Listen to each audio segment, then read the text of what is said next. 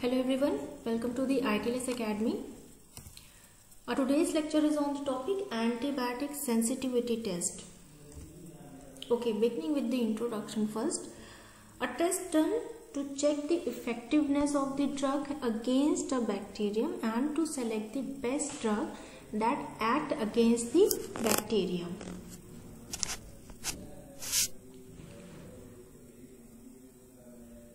The in vitro testing of bacterial culture with antibiotic to determine the susceptibility of the bacteria to antibiotic therapy means we do antibiotic therapy, bacterial test to determine the susceptibility of the bacteria to antibiotic therapy. The main purpose is to guide the clinicians in selecting the best antibiotic agent for an individual patient and to control the use of clinical practice to accumulate the epidemiological information on the resistance of the microorganism of public health importance within the community, to reveal the changing trends in the local isolates, and bacteria have the ability to develop resistance following repeated or subclinical doses, so more advanced antibiotic and synthetic antibiotics are continually required to overcome them. Okay, here we apply generally three methods of antimicrobial susceptibility test. Antimicrobial susceptibility testing method are divided into three types based on the principle applied in each.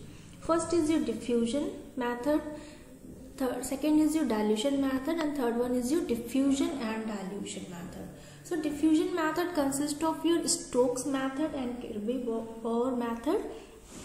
The dilution method is the minimum inhibitory concentration that consists of your broth dilution and agar dilution, and diffusion and dilution method consists of E-test method.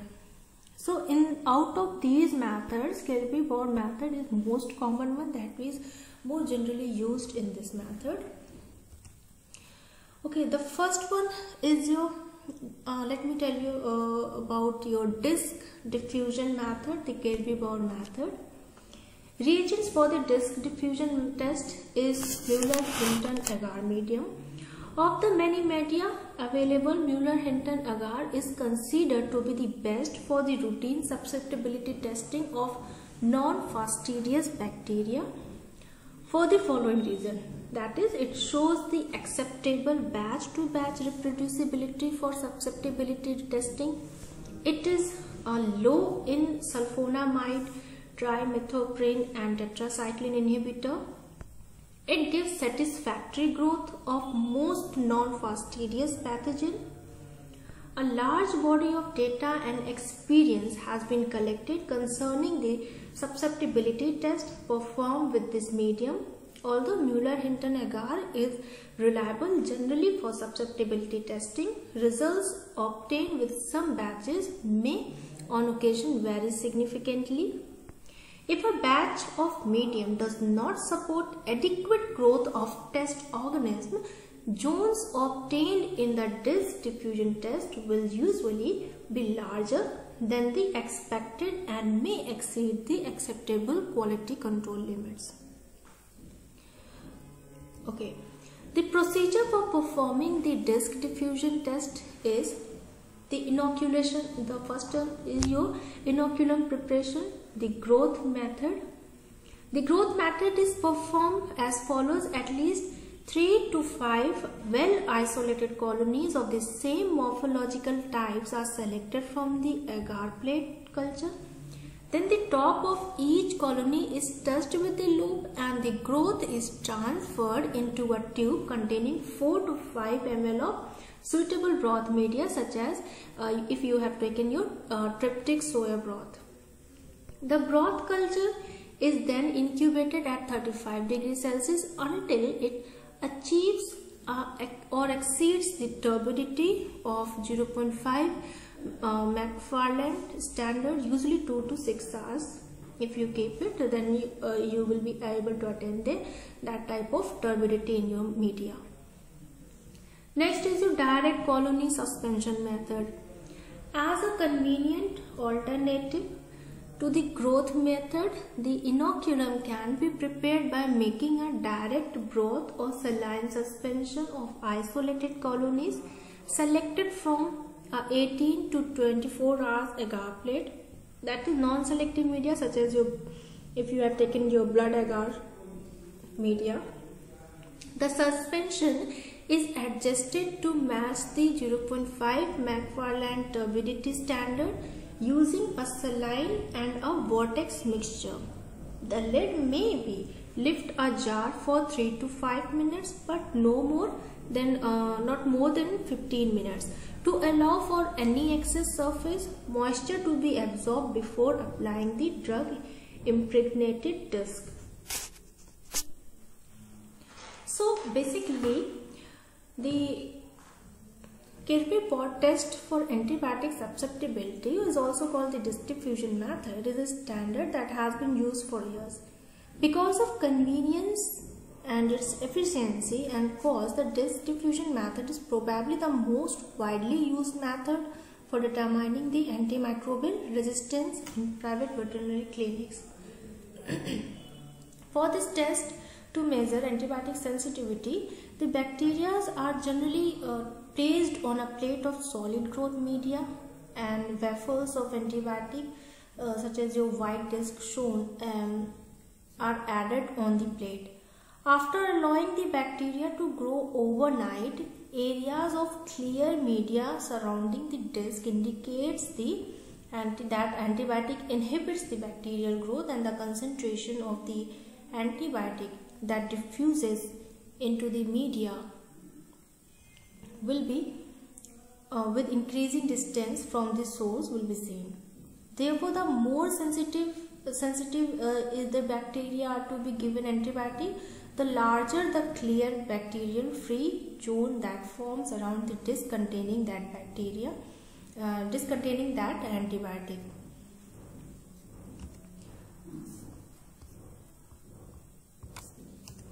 Next is the application of the disc to inoculated agar plates. Okay, once your inoculation has been done, the predetermined battery of antimicrobial disc is dispensed onto the surface of the inoculated agar plate. Each disc must be pressed down to ensure the complete contact with the agar surface, whether the discs are placed individually or with the dispensing apparatus. They must be distributed evenly so that they are no closer than 24 mm from center to center. Ordinarily, no more than 12 discs should be placed on 150 mm plate, or more than 6 discs on 100 mm plate. Because some of the drugs diffuses almost instantaneously, a disc should not be relocated once it has came into the contact with the agar surface, and instead place a new disc in another location on the agar. Okay, here is the disc that has been shown. The disc has been placed and about at a particular distance from each other. So growth media, usually Muller-Hinton agar, is first evenly seeded throughout the plate with the isolated of interest that has been diluted at a standard concentration. Commercially prepared discs, each of which are pre-impregnated with the standard concentration of a particular antibiotic, and are then evenly dispensed and lightly pressed on the agar surface. So the test antibiotic immediately begins to diffuse outward from the disc, creating the gradient. Here you will be able to see the proper gradient as forming a circle. Creating the test antibiotic immediately begins to diffuse outward from the disc, creating a gradient of the antibiotic concentration in the agar, such that the highest concentration is found close to the disc with decreasing concentration further away from the disc. After an overnight incubation, the bacterial growth around each disc is observed, and if the test isolate is susceptible to a particular antibiotic, a clear area of no growth will be observed around that particular disc. You might be seeing about different types of concentration, different types of area that has been covered by the gradual outward diffusion of that antibiotic. The zone around the antibiotic disc that has no growth is referred to as the zone of inhibition, since this approximates the minimum antibiotic concentration sufficient to prevent growth of the test isolate. This zone is then measured in mm and compared to a standard interpretation chart used to categorize the isolate as susceptible, intermediately susceptible, or resistant. The MIC measurement cannot be determined from this quantitative test, which simply classifies the isolate as susceptible, intermediate, or resistant. So after 16 to 18 hours of incubation, each plate is examined, and if the plate was satisfactorily strict with the inoculum was correct, the resulting zones of the inhibition will be uniformly circular, and there will be a confluent lawn of the growth. If individual colonies are apparent, the inoculum was too light and the test must be repeated. The diameter of the zones of complete inhibition as judged by the unaided eye are measured, including the diameter of the disc. The zones are measured to the nearest whole millimeter using the sliding caliper. Here it is a sliding caliper or a ruler, which is held on the back of the inverted Petri plates. The Petri plates is held a few inches above a black non-reflecting background and illuminated with the reflected light. If blood was added to the agar base, the zones are measured from the upper surface of the agar illuminated with the reflected light with the cover removed.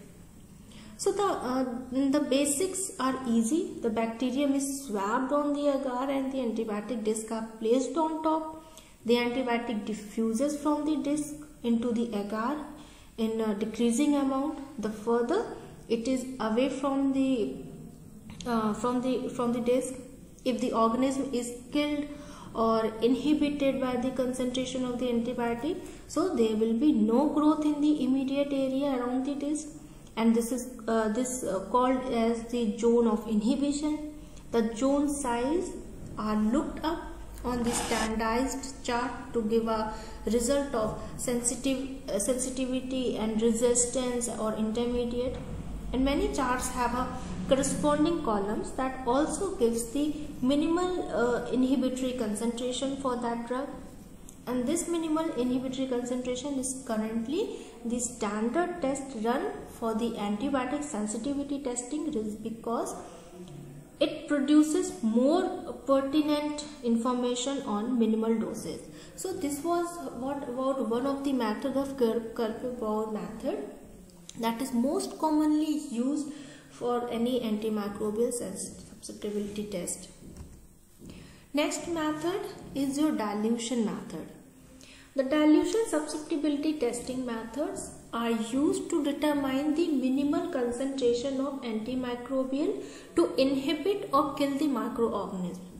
This can be achieved by dilution of antimicrobial in either agar or broth media.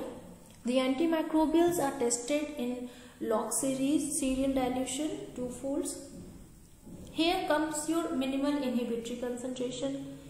The diffusion test widely used to determine the susceptibility of the organism isolated from the clinical specimens have their limitations when equivocal results are obtained or in prolonged serious infections. For example, your bacteria endocarditis, quantitation of antibiotic actions by the pathogen needs to be more precise. Also, the term susceptible and resistance can have a realistic interpretation. Thus, when in doubt, the way to precise assessment is to determine the minimal inhibitory concentration of the antibiotic to the organism concerned. So there are two methods testing for minimal inhibitory concentration. First is your broth dilution method and the second is your agar dilution method.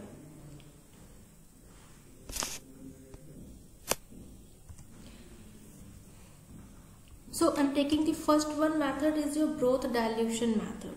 The broth dilution method is the simple procedure for testing small numbers of isolate, even single isolate. It has the added advantage that the same tube can be taken for MBC test also.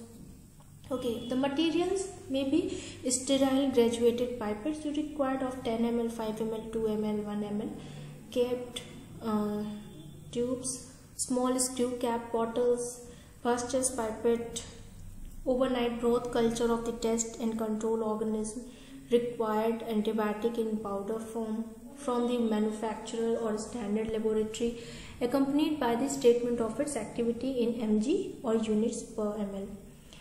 Clinical preparation should not be used for reference technique. Required solvent for the antibiotic sterile distilled water 500 ml and suitable nutrient broth medium. There is an also requirement for trimethoprim and sulfonamide testing. Requires thymidine free media or addition of 4% lysed horse blood to the media. A suitable rack to hold 22 tubes in 2 rows, that is 11 tubes in each row. Okay, the method requires here is you have to prepare a stock dilution of the antibiotic of concentration 1000 and or 100 microgram per liter as required from the original stock solution. Now arrange the 2 rows of 12 sterile cap tubes in the rack in a sterile 30 ml screw cap bottle. Prepare 8 ml of broth containing the concentration of antibiotic required for the first tube in each row from the appropriate stock solution already made.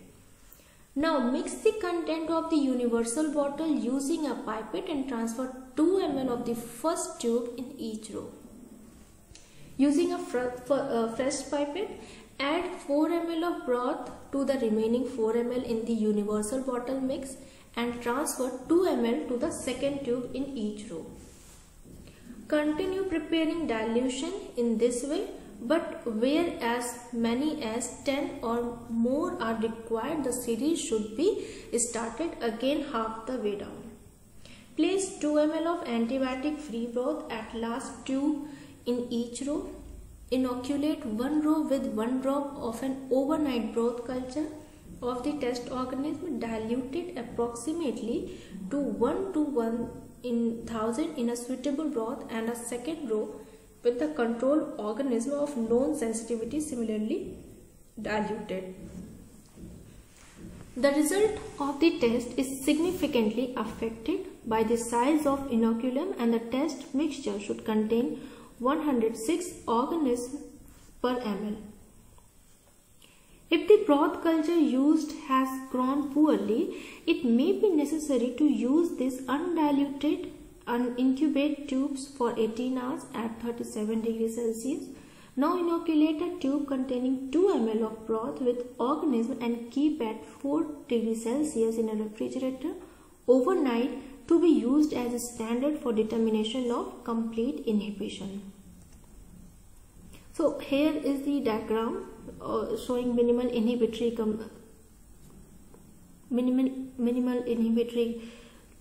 MIC is expressed as the lowest dilution which inhibited growth judged by the low turbidity in the tube. Because very faint turbidity may be given by the inoculum itself, the inoculated tube kept in the refrigerator overnight may be used as the standard for the determination of complete inhibition. Standard strain of known MIC value run with the test is used as the control to check the reagents and the condition. So dilution method, the broth dilution method involves the subjecting the isolate to a series of concentration of antimicrobial agent in a broth environment. Microdilution testing uses about 0.05 to 0.1 ml of broth volume and can be conveniently performed in microtiter format. The microdilution testing uses broth volume at about 1.1 ml in standard test tube. For both of these broth dilution method, the lowest concentration at which the isolate is completely inhibited, as evident by the absence of visible bacterial growth, is recorded as the minimal inhibitory concentration. The MIC is thus the minimum concentration of the antibiotic that will inhibit the particular isolate. The test is only valid if the positive control shows the growth and negative control shows no growth. So a procedure similar to broth dilution is agar dilution. Agar dilution method follows the principle of establishing the lowest concentration of the serially diluted antibiotic concentration at which bacterial growth is still inhibited. Next method is your dilution and diffusion, that is your third method. It is a E-test, also known as epsilometer test, is an exponential gradient testing methodology where E-test refers to the Greek symbol epsilon. The E-test, which is a quantitative method for antimicrobial susceptibility testing, applies both the dilution of the antibiotic and diffusion of the antibiotic into the media. A predefined stable antimicrobial gradient is present on a thin inert carrier strip. When this E-strip is applied onto an inoculated agar plate, there is an immediate release of the drug. Following the incubation, a symmetrical inhibition ellipse is produced in that media, and the intersections of the inhibitory zone edge and the calibrated carrier strip indicates the minimal inhibitory concentration value over a wide concentration range with inherent precision and accuracy. The E-test can be used to determine the MIC for fastidious organisms like Salmonella pneumonia, beta hemolytic streptococci, or and gonorrhea, Haemophilus species, or anaerobes. In conclusion, E-test is a simple, accurate and reliable method to determine the minimal inhibitory concentration for a wide spectrum of infectious agent. So E-test is a commercially available test that utilizes a plastic test strip impregnated with the gradually decreasing concentration of a particular antibiotic. The strip also displays a numerical scale that corresponds to the antibiotic concentration contained therein. This method provides for a convenient quantitative test of antibiotic resistance of a clinical isolate, and however a separate strip is needed for each antibiotic, and therefore the cost of this method could be somewhat higher. Thank you for being with us. I hope you have understood all the methods and principles about how the antimicrobial susceptibility test has been applied on the microbial lab. For more information related to this, you can quickly log on to our website www.itlsacademy.com and register yourself. You can also follow us on WhatsApp, Twitter, LinkedIn, Instagram, Facebook. And yes, do not forget to subscribe our channel ITLS Academy at YouTube. Thank you.